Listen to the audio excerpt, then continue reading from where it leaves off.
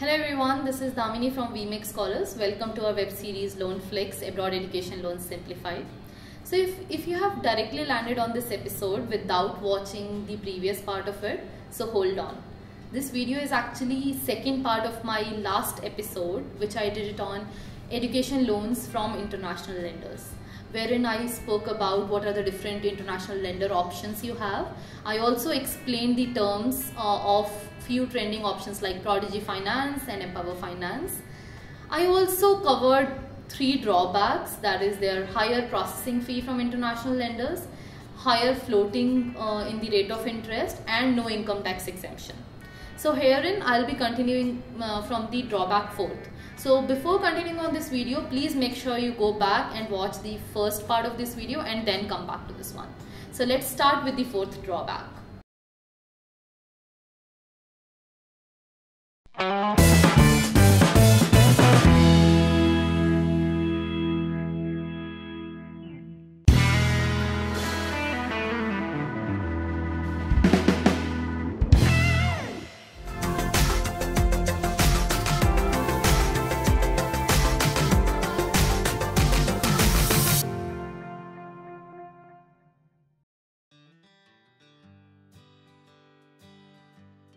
In part 1, I covered the basic drawbacks of international lenders, but interest rate parity is the biggest difference maker.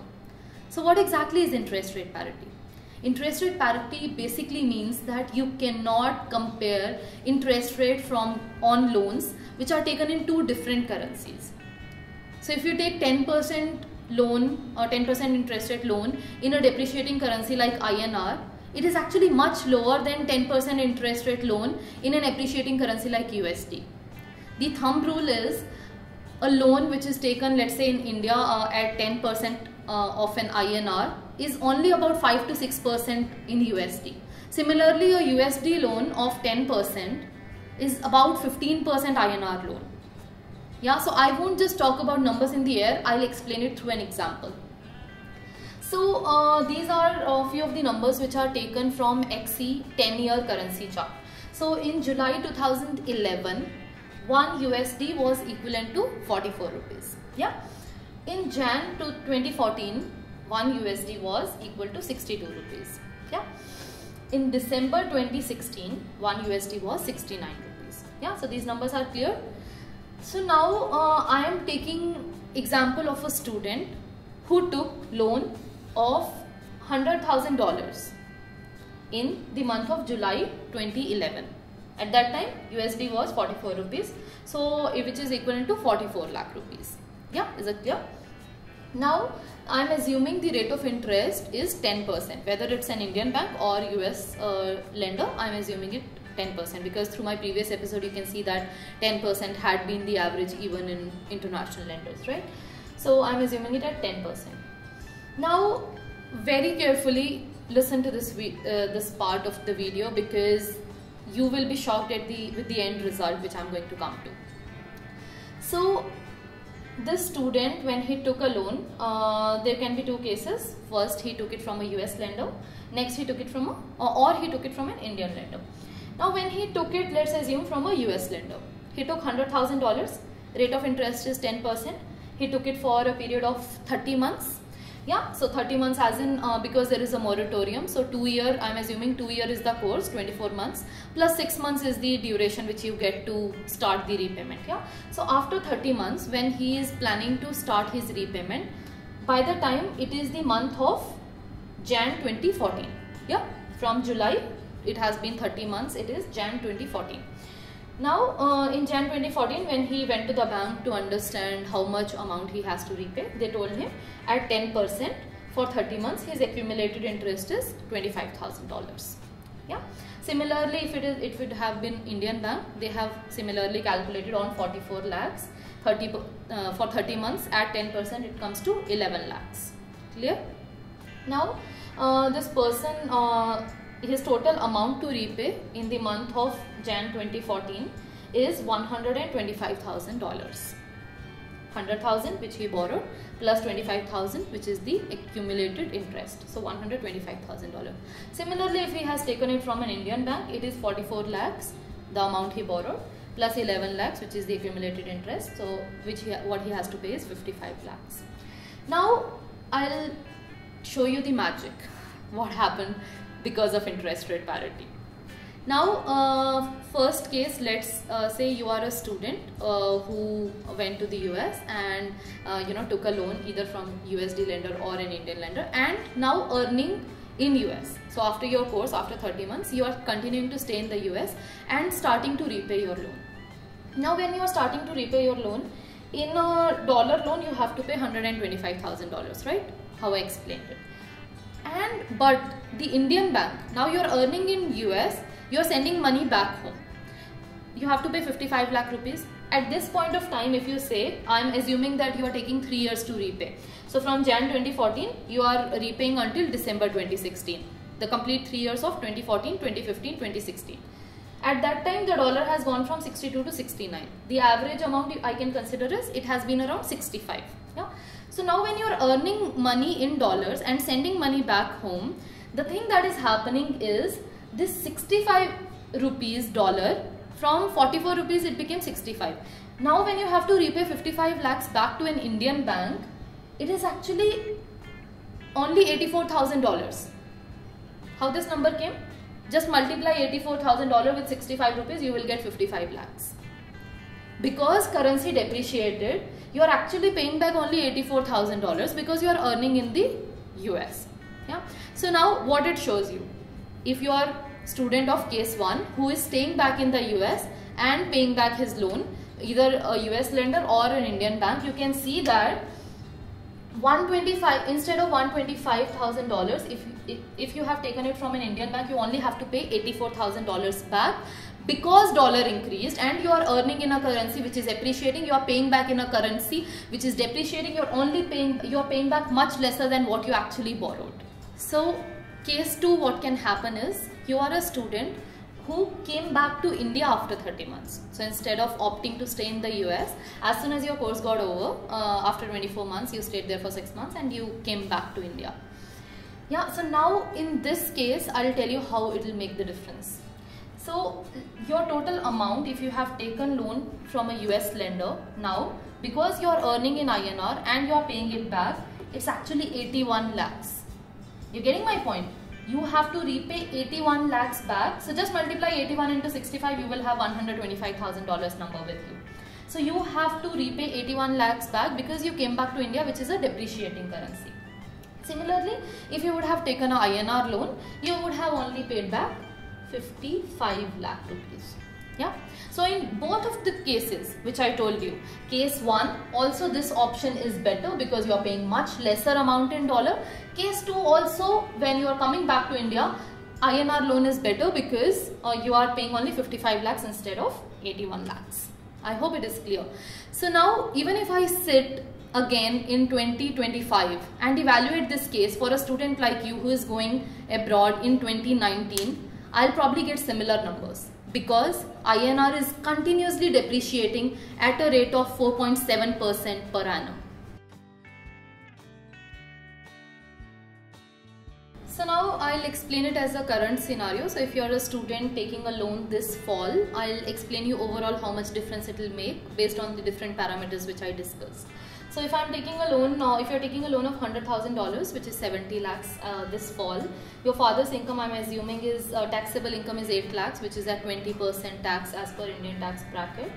And you are taking a loan currently and repaying, you will start in Jan 2022, which is 30 months later after this fall. And when you are finishing the repayment in 3 years, which is Jan 2025, the average USD to INR amount will be, let's say, 90. So this parameters I have taken it online based on the assumptions and predictions. So if I am taking $100,000 loan from a US lender, if I add 30 months interest to it, it is $25,000 at 10%. Tax saving, it won't be applicable if it is a US loan. And I have also considered the LIBOR difference. So LIBOR is expected to increase by 2%, which means 2% per annum, $2,000 it will be higher every year when the LIBOR is increased. I'm assuming it's 6 years total tenure. Your current study period plus the repayment. So it will make a difference of $12,000. Similarly, in an Indian bank, it is 70 lakhs loan, 30 months interest is 17.5.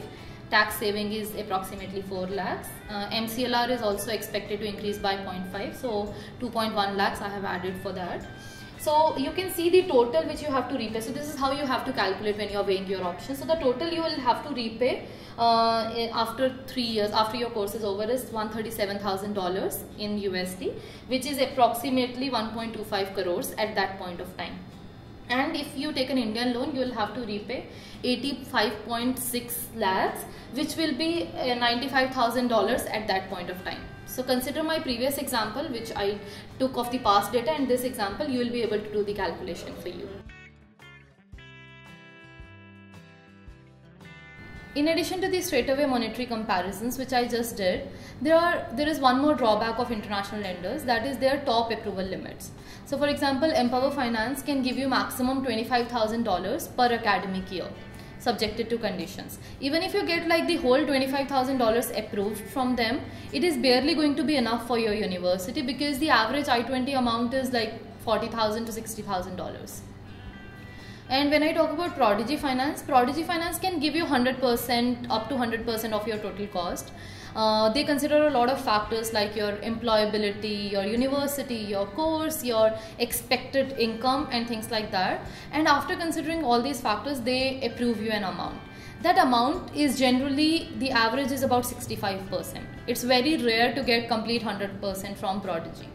But the catch here is, if 65% is approved to you, to get that money in your account, you have to show the remaining 35% semester wise, well in advance, then only you get the 65.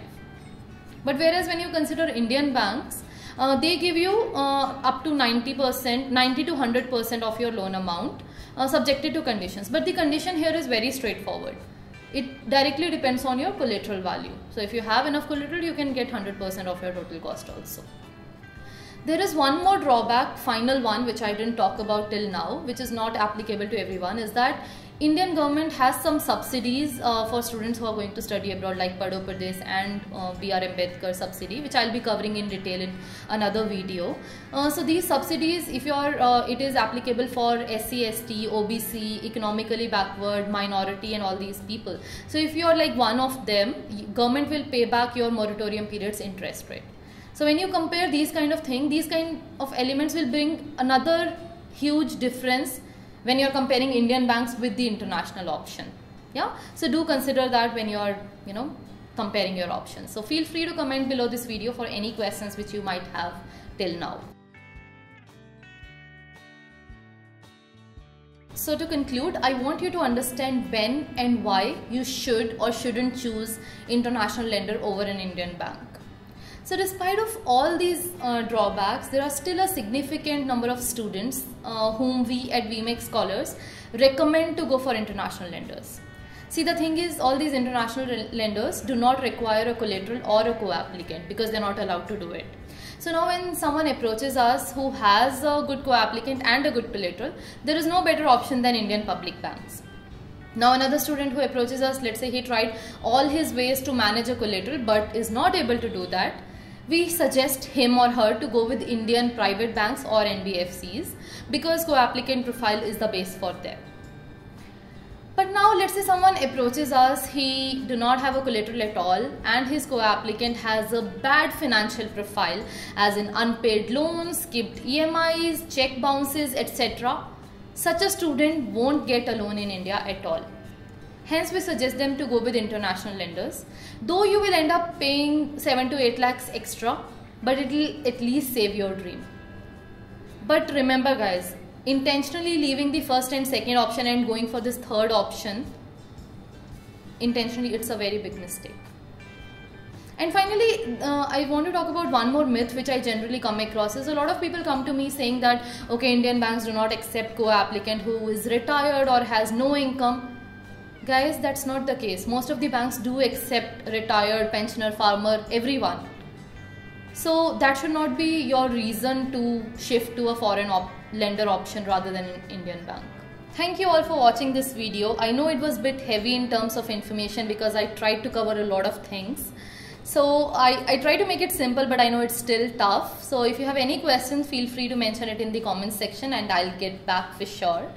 A lot of this information is covered in an article, for which link for which you can find in the description. If you like the content and the effort, do subscribe to our channel and like and share this video. This topic actually was a suggestion on YouTube by one of our followers. So you should also go ahead and suggest some topics which you want to understand better. So stay tuned for the next episode, which is going to be on in-depth comparison between Indian public banks and the private banks and NBFCs. So stay tuned. Thank you. Don't forget to subscribe and click on the bell icon to never miss any updates from us.